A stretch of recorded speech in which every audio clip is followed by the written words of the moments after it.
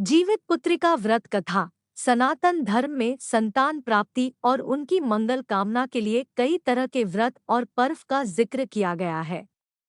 इन्हीं में से एक है जीवित पुत्रिका या जितिया पर्व।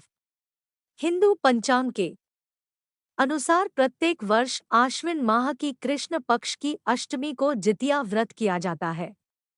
इस साल ये व्रत 6 अक्टूबर को रखा जाएगा। हर साल महिलाएं अपनी संतान की सुख समृद्धि और दीर्घायु होने की कामना के साथ ये व्रत रखती है। मान्यता है कि जितिया व्रत करने से संतान की लंबी उम्र होती है और उनके जीवन में किसी भी प्रकार की विपदा नहीं आती है। जितिया व्रत के दिन व्रत रखकर संध्याकाल में अच्छी तरह से स्नान किया जाता है और पूजा की सारी वस्तुएं लेकर पूजा की जाती है। साथ ही व्रत कथा जरूर पढ़ा जाता है। व्रत कथा के बिना जितिया पूजा अधूरी मानी जाती है। ये रही जितिया व्रत कथा। जितिया व्रत कथा को लेकर कई तरह की मान्यताएं प्रचलित हैं। एक पौराणिक मान्यताओं के अनुसार इस व्रत का महत्व महाभारत काल से जुड़ा हुआ है। कहा जाता है कि उत्तरा के गर्भ में पल रहे पांडव पुत्र की रक्षा के लिए श्री कृष्ण ने अपने सभी पुण्य कर्मों से उसे पुनर्जीवित किया था। तब से महिलाएं आश्विन माह के कृष्ण पक्ष की अष्टमी तिथि को निर्जला व्रत रखती है। हिंदू धर्म में मान्यता है कि इस व्रत के प्रभाव से भगवान श्री कृष्ण व्रती स्त्रियों की संतानों की रक्षा करते हैं। जितिया व्रत से जुड़ी दूसरी मान्यता के अनुसार गंधर्वों के एक राजकुमार थे जिनका नाम जीमूतवाहन था। वे बड़े ही धर्मात्मा, परोपकारी और सत्यवादी थे। जीमूतवाहन को राजसिंहासन पर बिठाकर उनके पिता वन में प्रभु का स्मरण करने चले गए, लेकिन उनका मन राजकार्य में नहीं लगा। वे राजपाट की जिम्मेदारी अपने भाइयों को देकर अपने पिता की सेवा के उद्देश्य से उनके पास वन में चले गए। वन में ही उनका विवाह मलयवती नाम की कन्या से हुआ।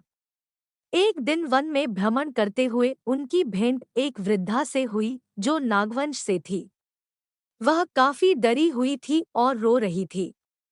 दयालु जीमूतवाहन ने उससे उसकी ऐसी स्थिति के बारे में पूछा। इस पर वृद्धा ने बताया कि नागों ने पक्षीराज गरुड़ को वचन दिया है कि प्रत्येक दिन वे एक नाग को उनके आहार के रूप में देंगे। रोते हुए वृद्धा ने बताया कि उसका एक बेटा है जिसका नाम शंखचूड़ है। आज उसे पक्षीराज गरुड़ के पास जाना है। इस पर जीमूतवाहन ने वृद्धा को आश्वस्त करते हुए कहा कि डरो मत, तुम्हारे पुत्र के प्राणों की रक्षा मैं करूंगा। आज तुम्हारे पुत्र की जगह स्वयं को लाल कपड़े से ढककर शिला पर लेटूंगा। नियत समय पर जीमूतवाहन पक्षीराज गरुड़ के समक्ष प्रस्तुत हो गए। लाल कपड़े में लिपटे जीमूतवाहन को गरुड़ अपने पंजों में दबोचकर साथ लेकर चल दिए। उस दौरान उन्होंने जीमूतवाहन की आंखों में आंसू निकलते देखा और कराहते हुए सुना। वे एक पहाड़ पर रुके तो जीमूतवाहन ने सारी घटना बताई। पक्षीराज गरुड़ जीमूतवाहन के साहस, परोपकार और मदद करने की भावना से काफी प्रभावित हुए। उन्होंने जीमूतवाहन को प्राणदान दे दिया और कहा कि वे अब किसी नाग को अपना आहार नहीं बनाएंगे। इस तरह से जीमूतवाहन ने नागों की रक्षा की। तभी से संतान की सुरक्षा और सुख के लिए जीमूतवाहन की पूजा की शुरुआत हो गई। माताओं के लिए ये व्रत बहुत फलदायी है।